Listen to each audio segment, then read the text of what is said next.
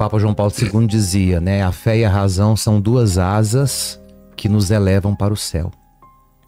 E a razão não pode nublar um pouco a nossa fé. Não, e a fé também não pode nublar a razão, porque senão a gente se torna alienado. É normal a gente perguntar para Deus, ter dúvidas e duvidar às vezes. Muito normal perguntar. Inclusive é normal não ter resposta. É? Claro. Porque André tocou num ponto que eu acho assim nevrágico de tudo isso. Quando o evangelista coloca na boca de Jesus, conhecereis a verdade e ela vos libertará, o mesmo evangelista, quase no final dos seus escritos, ele vai colocar na boca de Pôncio Pilatos o que é a verdade. Qual a verdade que vai te libertar? Porque nós estamos falando da verdade enquanto uma essência, ou nós estamos falando da verdade enquanto escolhas? Porque a sua verdade é diferente da minha. Uhum. O que eu acredito é fruto daquilo que eu construí a partir do universo que eu dei conta de conceber. A sua verdade é fruto do que você concebe. Então qual verdade nos libertará, Vilela? Então aqui é preciso ter muita razão. Porque pela fé a gente pode cair na ignorância. E a gente vê muito isso no Brasil hoje, religiosos extremistas que querem viver pela fé na ignorância justamente por não aceitarem a razão, achando que Deus é algo lúdico, né? Onde você faz movimentos, onde você faz misturas e uma série de danças, vou dizer assim, né? Dentro de um termo mais analítico, para poder acessar o sagrado, mas ao mesmo tempo com a ideia de que esse Deus é um Deus que está sempre nos vigiando, é um Deus que está sempre observando-nos, né? E nós temos que ter um pouco de lógica em tudo isso, até para entender que esse Deus ele é tão misericordioso que ele se desdobra na figura do Filho. O Filho se manifesta a nós na nossa carne, porque antes ele era o Verbo, ele era a Sofia de Deus, né? Sofia do grego é a sabedoria, traduzido por verbum no latim.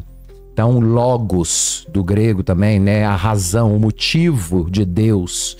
Então o motivo de Deus é o Filho. Esse Filho se faz carne, morre por nós, por amor a nós. Mas se você não começar a fazer isso ou aquilo, esse Deus que por amor morreu por você vai te mandar para o inferno. Então se a gente não colocar um pouco de razão nas coisas, nós vamos idiotizando a fé. Então nós temos que ter muito cuidado com relação a isso. Sem a razão, a fé se torna mero... como que se chama? Amuleto? Talvez mito. Amuleto. Um mito. Voltamos para a ideia dos mitos. Né? Como as comunidades antigas não tinham como explicar a razão, então criavam-se mitos para poder justificar aquilo que conscientemente eles não davam conta de conceber.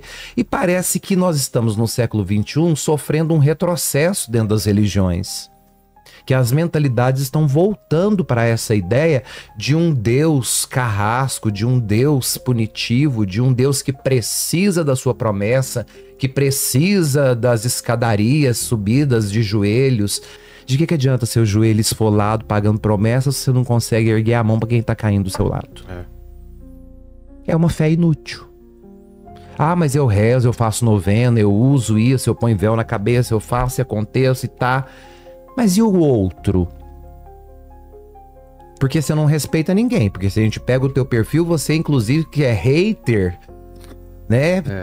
Eu sou muito criticado, porque é um padre muito modernista, é um padre que fala o que vem na cabeça. De fato, eu fui educado assim. Eu tive um pai e uma mãe extremamente liberais no sentido do raciocínio, graças a Deus. Então, na minha casa, as coisas sempre foram ditas. E a opinião dentro da minha casa sempre foi muito respeitada, como um processo de criação e formação de cada indivíduo. A Andréia falando, meu pai e minha mãe demoraram, teve um hiato entre o último filho e eu, né? Então meus pais me criaram dessa forma. E pode parecer sofrível, mas nós já falamos sobre isso e sabemos que não é. Porque a Andréia, nesse ato, ela foi criada desenvolvida pelos pais. Porque desenvolver, Vilela, é permitir que o outro vá e que ele seja o que ele quiser ser. É literalmente desenvolver, né? Algo está envolvido e você vai desenvolvendo. Né? A ressurreição de Lázaro, Jesus vai deixar isso muito claro. Quando Lázaro levanta depois de 4 dias morto, 4 dias depois de morto, e esse número é um símbolo, na verdade, nós não sabemos quantos dias estava Lázaro no sepulcro, porque o evangelista João coloca a ressurreição de Lázaro como um símbolo da vida nova, porque para Deus ressuscitar a matéria não é nada. Vamos falar do espírito, que é o que não pode ser perdido.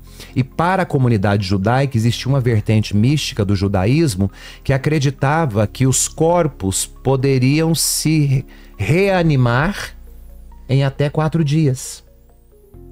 Então, até o 3º dia era possível ao judeu que o morto voltasse à vida. Então, por isso que o evangelista falou que no 4º dia, não foi no 3º, porque no 3º dia ele poderia ressuscitar mesmo. Mas já era no 4º dia, inclusive já fedia. E Jesus fala, Lázaro, vem para fora, tira ele do túmulo. E ele estava atado. Por que ele estava atado? Porque Lázaro não é nome, Lázaro é adjetivo. Ah, é? Nós não sabemos o nome desse amigo íntimo de Jesus. Lázaro vem do hebraico e é traduzido no português, mas significa leproso. Por isso, no latim, o lazarento é o leproso. É o cheio de feridas. É o cheio de marcas. Entendi. Então ele estava atado por quê? Porque ele era leproso, então ele estava todo enfaixado por conta das feridas.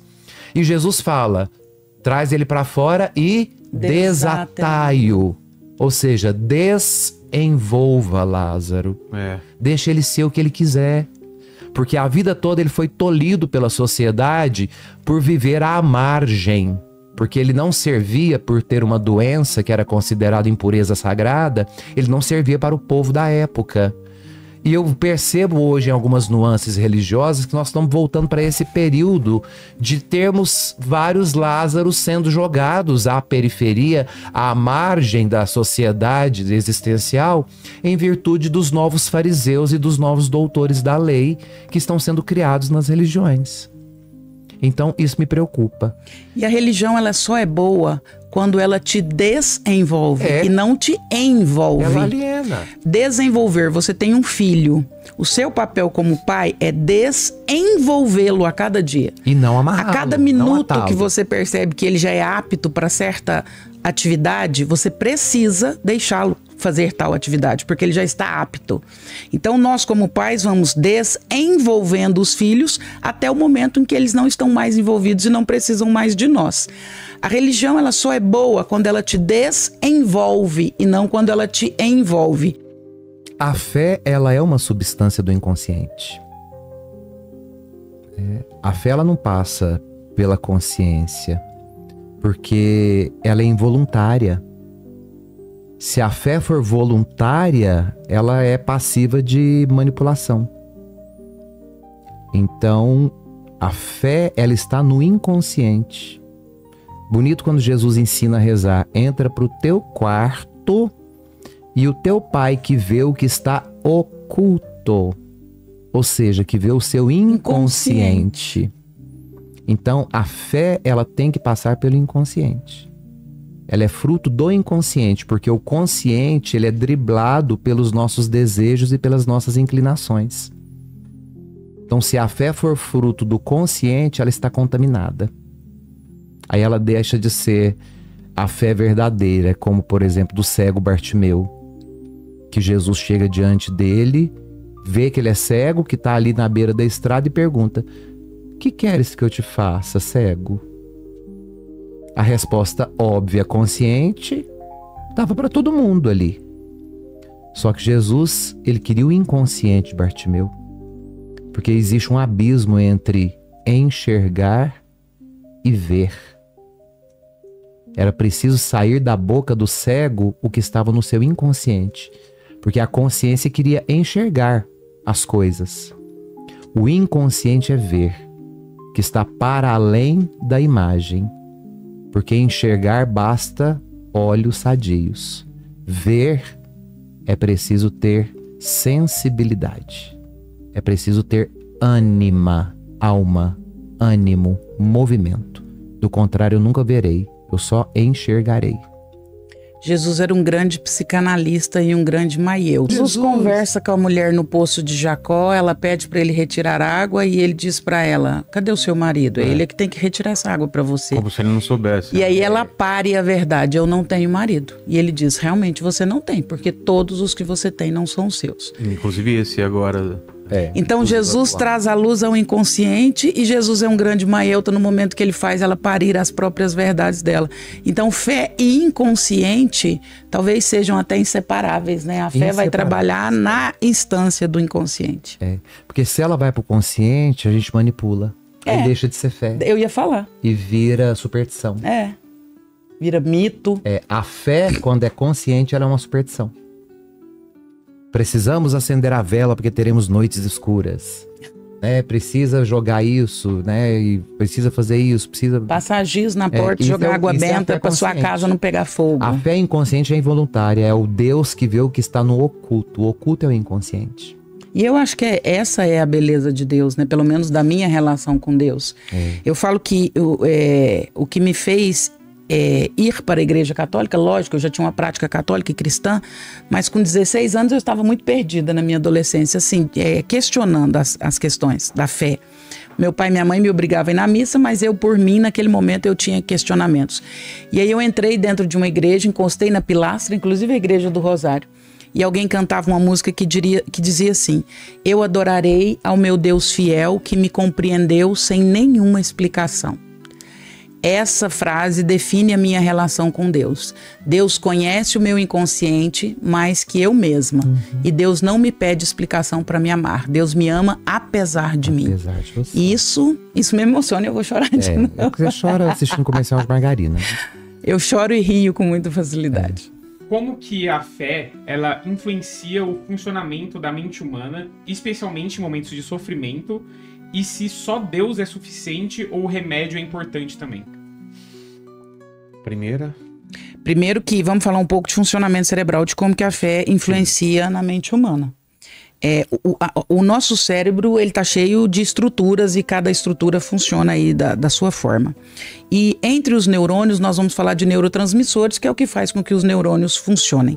A fé, ela é poderosíssima nesse sentido, e até o Dr. Drauzio Varella vai falar isso numa pesquisa. Dr. Drauzio Varella, mesmo como ateu, ele fala os melhores pacientes, os que mais aderem ao tratamento, são os pacientes que têm uma fé religiosa, seja ela qualquer que seja. O nosso cérebro tem todo um funcionamento que melhora com a crença. Então, por exemplo, tem uma área no nosso cérebro que se chama núcleo accumbens. Toda vez que o núcleo accumbens é ativado, nós vamos ter a produção de neurotransmissores favoráveis à melhora, inclusive do bem-estar emocional, que é ocitocina, dopamina e todos esses outros. Então, a fé, a crença, ela atua no sentido de fazer com que o nosso cérebro funcione muito mais a nosso favor do que contra todos os processos químicos. Então, literalmente, a fé consegue atuar e mudar a química do nosso cérebro. Então, sim, a fé é um grande fator aditivo e um grande fator catalisador que vai melhorar todas as perspectivas que dependem desse funcionamento cerebral. Sobre medicação, e também quero que o Fábio, como doutor em psicologia, possa falar um pouco sobre isso, uma coisa não cancela a outra. Nós temos mania de isso ou aquilo. Nós podemos trabalhar na perspectiva de isto e aquilo. Quem vai dizer se a pessoa precisa ou não de medicação é o profissional que está ali à frente do caso. A fé vai atuar e a fé é maravilhosa. Um dos grandes problemas que eu tenho no meu consultório, especialmente com pessoas religiosas, é que elas têm uma resistência muitas vezes horrorosa para tomar remédio, por exemplo, um ansiolítico, um antidepressivo. Tem gente que se sente culpado por ter depressão, porque acha que depressão é falta de fé. Isso é um absurdo e um absoluto equívoco. Negligência. E negligência. A depressão passa por um processo químico, a ansiedade passa por um processo químico de mudança de funcionamento de química cerebral e que muitas vezes sim precisa de uma abordagem medicamentosa. Uma coisa não cancela a outra. O fato de eu ter uma fé gigante não quer dizer que eu não tenha ou não precise de vir algum dia tomar remédio, tomar medicação. Mas respondendo sim, a fé vai atuar muito favoravelmente e sim, pessoas com fé, em geral, têm um prognóstico muito melhor do que pessoas, muitas vezes, que não acreditam em nada. Apenas completando a fala da doutora Andréia, para que a gente possa, inclusive, desenvolver esses elementos químicos cerebrais e potencializá-los, é importante rezar de olhos fechados. Porque quando nós fechamos os olhos, nós potencializamos essa criação de hormônios necessários. Por isso que na cultura oriental isso é mais comum do que no Ocidente, né? Sempre se reza de olhos fechados e apontando para o centro da testa, que é o que nas comunidades antigas chamava-se o terceiro olho, ou que nós chamamos hoje na ciência de glândula pineal, que segundo os mitos antigos era um olho que nós tínhamos na fronte para enxergar o mundo espiritual.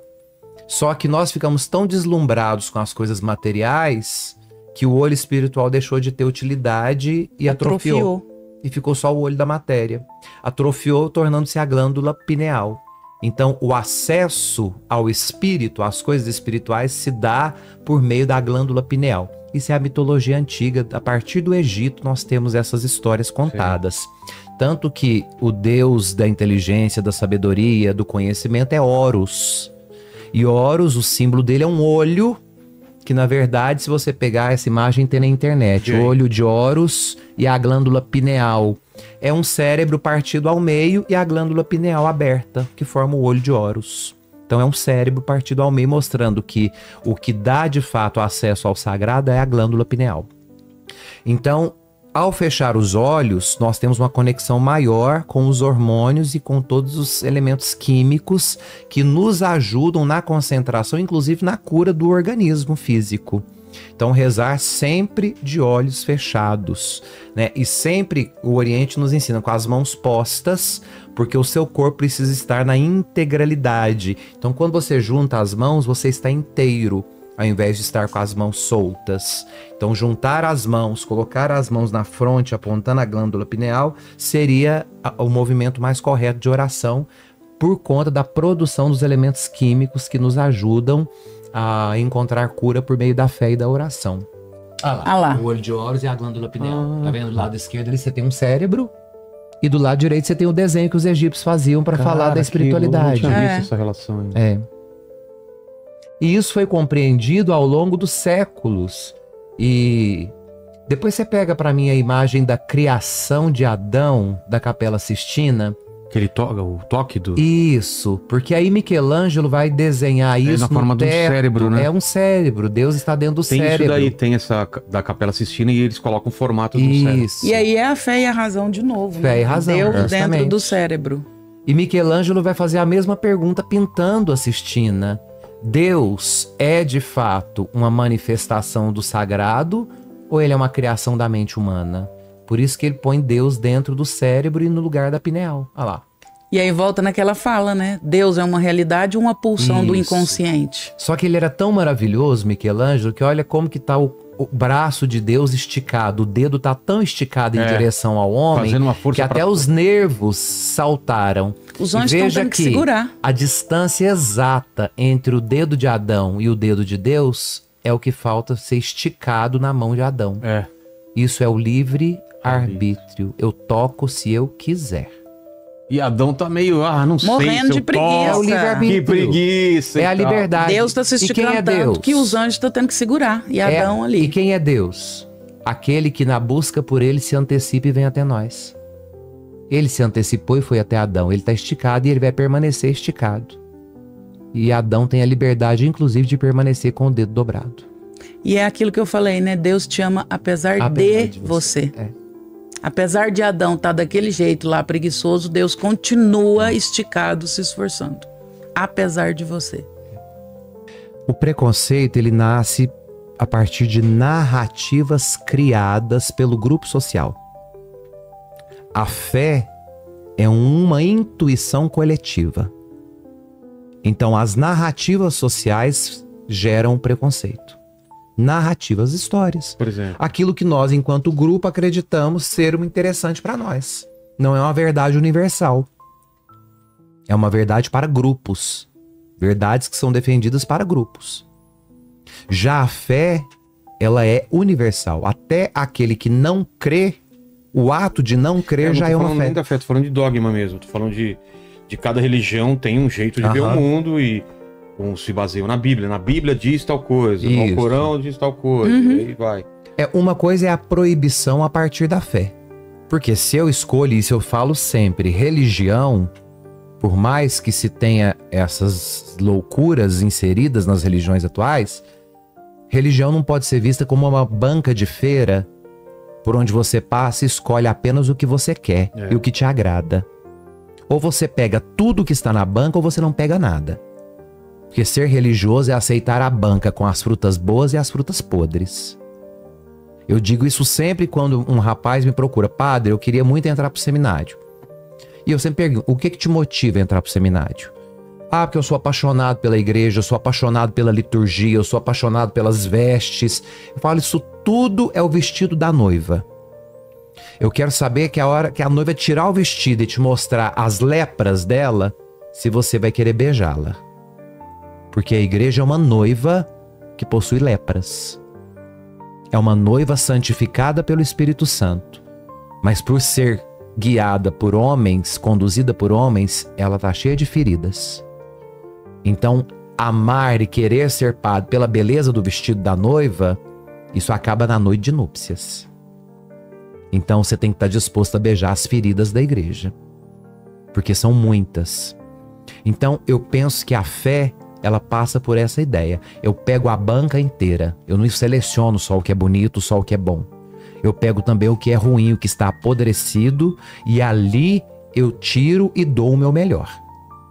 Aí sim eu estou dentro de uma doutrina. Aí eu sigo dogmas, eu sigo verdades, porque eu faço a escolha pelo todo. Que é diferente do preconceito.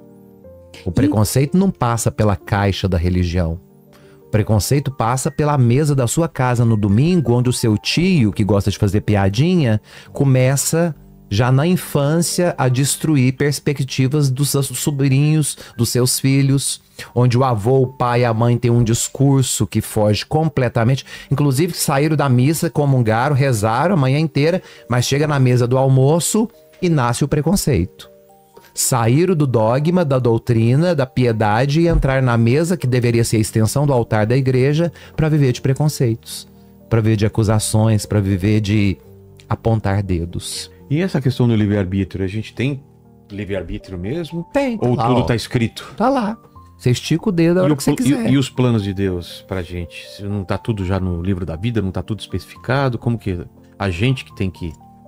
Porque a gente toma as decisões, mas ele já sabia o que a gente ia tomar a decisão. Então a gente realmente tomou essa decisão? É assim que funciona, não? Eu acho que é um pouquinho diferente. Como que é? Eu acredito que você coloca o pé e Deus coloca o chão. Entendi. A decisão sempre vai partir de você. Deus vai te abençoar na sua decisão. Porque o homem precisa agir por ele. Santo Agostinho vai dizer: Deus não nos manda nada impossível. Quando as coisas assim parecem ser, é Deus te dizendo: faça tudo que está ao seu alcance. E quando se esgotar a sua força humana, aí peça a Deus aquilo que não é humano. Então coloca o pé que Deus te garante o chão. Entendi. Vai. Isso é livre-arbítrio. Não é Deus que vai falar, é por esse chão que você vai caminhar. Não. Pisa que eu te sustento. Para mim, isso é o livre-arbítrio. Até porque senão seríamos peça de um tabuleiro onde alguém está brincando, jogando com a nossa vida. Se eu penso que tudo está escrito e que tudo é determinado, isso que eu perguntei, senão, esse é um Deus muito assassino esquisito. não tem culpa de ser assassino. Uai. Justamente. Esse Os Deus é muito místicos estranho. falavam, né? Santa Teresinha falava muito disso, né? Senhor, eu não quero meu livre-arbítrio, eu te dou ele inteiro, né? Se fosse nos tempos de hoje o meme, né? Senhor, pega o meu livre-arbítrio que eu não sei o que eu faço com isso. Então, a mística da igreja já vai falar sobre isso, né? Senhor, eu não quero o meu livre-arbítrio, né? Pega pra você, porque eu quero fazer o que o Senhor mandar, né? E ele já mandou. Né? Eu vim para que tenham vida e a tenham em abundância.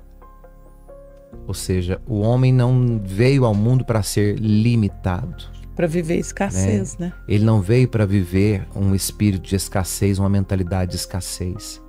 Ele veio para ser muito. Nós viemos para ser muito. A gente veio para dar certo, Vilela. A gente veio para dar certo. Se a gente não tá dando certo, é porque a gente não compreendeu por que nós viemos. E se a gente não tá dando certo, tem muito mais parte nossa que de Deus. Sem dúvida.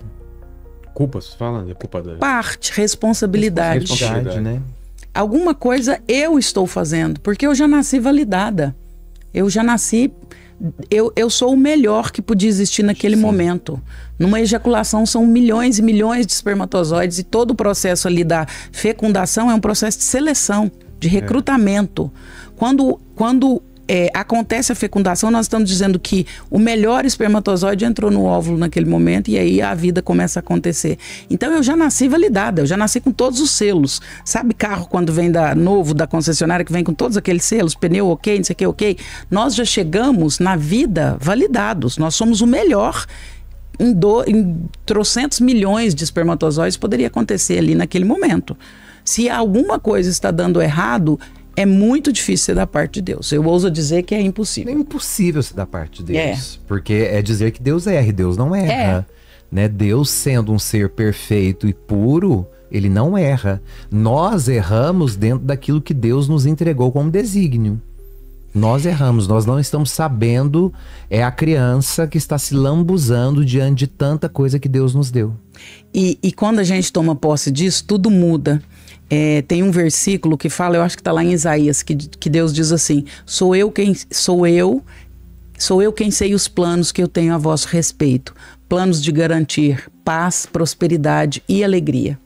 Deus está nos dizendo, a minha parte para você, o que eu deixei escrito é paz, prosperidade e alegria. São esses os meus planos para você. Agora, daí para frente é com você. O que você vai fazer com isso? Quando você toma posse disso e entende que existe um Deus que é amor e que te convidou a uma existência já para isso, você muda tudo.